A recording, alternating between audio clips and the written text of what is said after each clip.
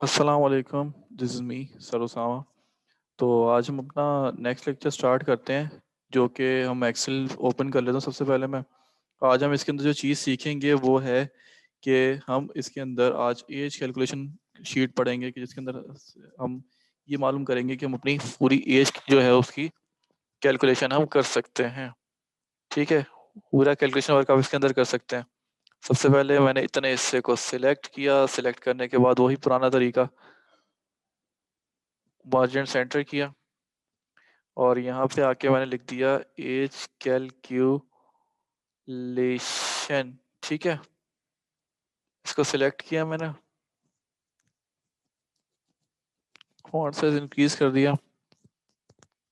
मैं यहाँ पे लिख देता हूँ डेट ऑफ बर्थ,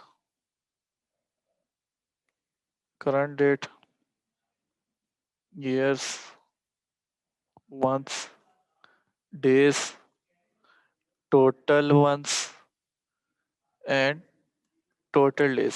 ठीक है, उसके बाद मैंने लिख दिया weekday and also Islamic date. ठीक है, ये सारी चीज़ें हम मालूम करेंगे इसके अंदर। सही है, सबसे पहले मैं कोई भी रैंडमली एक डेट ऑफ बर्थ में ऐड कर देता हूँ।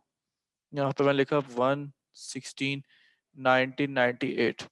अब इधर जो है वो डेट का फॉर्मेट कुछ ऐसे होगा कि आपको पहले लिखना पड़ेगा मंथ, फिर डेट और फिर ईयर। उसके बाद मैंने करंट डेट निकालनी है। करंट डेट यानी कि आज की डेट क्या होगी, उसके लिए फॉर्मूला है equal to today bracket open bracket close.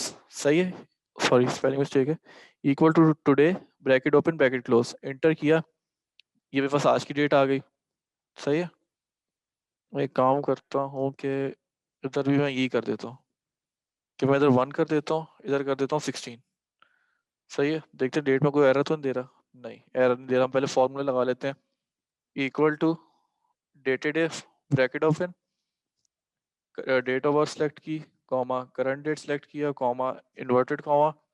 अब जैसे प्रेजेंट के लिए आप लोग पी लिखते थे, यहाँ पे ईयर्स मालूम करने के लिए आप वाई लिखेंगे। वाई लिखा, inverted comma close bracket close, enter. Year आ गए हमारे पास। इसके बाद मैं लिखता हूँ डेटेड इफ ब्रैकेट ओपन, दोबारा वही काम किया, डेट ऑफ बर्थ सेलेक्ट की, करंट डेट सेलेक्ट की, comma inverted comma Y M, inverted comma close bracket close, enter. Y M में आपके पास आ जाएंगे ईयर एंड मंथ। ईयर्स के लिए सिर्फ वाई और मंथ के लिए वाई एम। इस तरीके से हम डेज निकालते हैं। Equal to dated if bracket open, आपने डेट ऑफ बर्थ सेलेक्ट की, कॉमा उसके बाद करंट डेट सेलेक्ट की, comma inverted comma M D, inverted comma close bracket close, ये आपके पास डेज आ गए। ठीक है, टोटल ईयर इतने साल हो गए, इतने मंथ हो गए, इतने डेज। अब हम मालूम करते हैं कि टोटल मंथ्स कितने हुए हैं शुरू से लेके अभी तक। Equal to dated bracket open, date of birth select की, कॉमा करंट डेट सेलेक्ट की, comma inverted comma M, inverted comma close bracket close, ये आपके पास मंथ आ गए। टोटल इतने मंथ्स हो चुके हैं। और टोटल डेज निकाल लेते हैं। डेज के लिए फॉर्मूला है days 360 bracket open, start date select की यानी कि डेट ऑफ बर्थ, कॉमा और उसके बाद करंट डेट सेलेक्ट की जिसमें हमारे पास आज की डेट आ गई, इंटर। टोटल भाई 8,237 दिन हुए।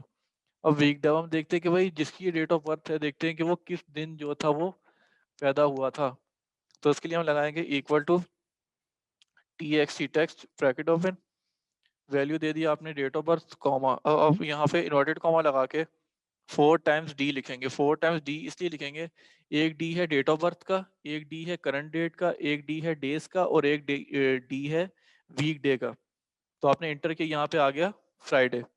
सही है, इसके बाद है इस्लामिक डेट। अब हमें मालूम करनी है कि भाई जिस दिन ये बंदा पैदा हुआ था उस दिन इस्लामी महीने का कौन सी डेट थी और कौन सा मंथ चल रहा था Islamic wise, Islamic calendar wise. सही है, तो आपने क्या कि इस्लामिक डेट के लिए इक्वल टू लिखा, डेट ऑफ बर्थ सेलेक्ट की, इंटर। डेट ऑफ बर्थ मैंने लिख दी यहाँ पे पूरी। अब मैं क्या करता हूँ, इस पे करता हूँ right click, format cell, format cell में आके कस्टम, कस्टम में आके टाइप में आके मैंने लिख दिया कस्टम में। दरअसल पहले से आपका क्या डेट फॉर्मेट लिखा हुआ होता है। मैं आप लोगों को दोबारा दिखा देता हूँ इधर पहले, कि वो आपको पहले डेट फॉर्मेट बताता है कि आपकी एक्सेल की शीट में फॉर्मेट क्या चल रहा है। ये देखें D D M M and Y. तो आप यहाँ पे आके क्या करें कि लिख दें V2D MMM, सही है। V2D MMM, आपने ये फॉर्मेट लिख दिया इसका। अब आप ओके पे क्लिक करेंगे तो ये आपके पास यहाँ पे इस्लामिक डेट आ जाएगी।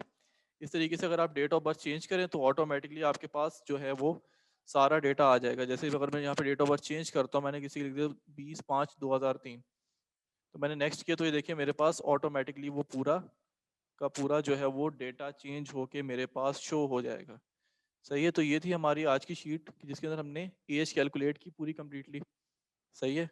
आई होप सो आप सब लोगों को समझ में आ गई होगी। अगर किसी को कोई कन्फ्यूजन है तो वो क्वेश्चन इरेज कर सकता है। और इसके साथ साथ ये कि जिसकी फ़ीस की डेट है काइंडली वो लोग भी अपनी फ़ीस जो है वो टाइमली सबमिट करवा दें। ठीक है। तो अपने लेक्चर को हम यहीं ख़त्म करते हैं। अपना सब ख्याल रखिएगा। Till then take care. अल्लाह हाफिज़।